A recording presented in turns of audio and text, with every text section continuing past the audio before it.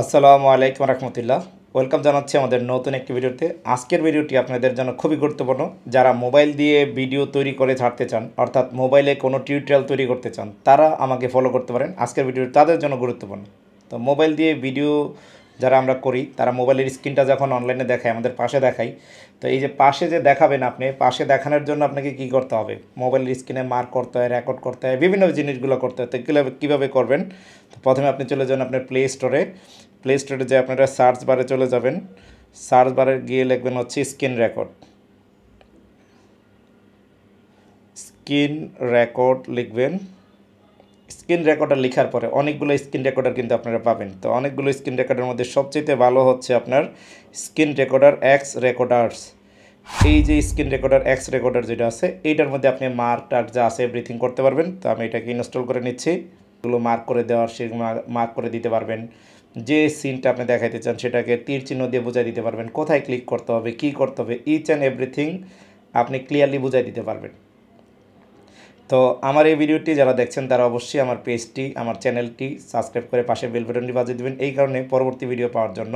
আর ভিডিওটি কেমন হয়েছে সেটা জানাবেন। যারা ফ্রিতে প্রশিক্ষণ নিতে চান, অর্থাৎ ফ্রিতে ডিজিটাল মার্কেটিং করতে চান, তারা আমাদের online live class BD YouTube চ্যানেলে সাবস্ক্রাইব করে পাশে বেল বাটনটি বাজিয়ে দেবেন, যেখানে রেগুলার আপনার online live class BD YouTube চ্যানেলে ডিজিটাল মার্কেটিং অ্যান্ড ফ্রিল্যান্সিং বিষয়ে নানান ভিডিও চলে আসবে।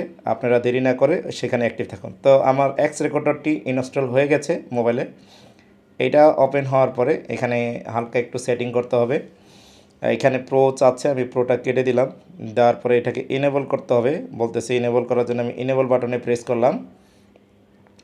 ইনেবল বাটনে প্রেস করার পরে আমাকে দেখাচ্ছে যে ইনেবল কীভাবে করতে হয়। এটা আমি ইনেবলটা অন করে দিলাম। আপনাদেরকেও ডিসপ্লে ওভারভিউ অন করতে হবে।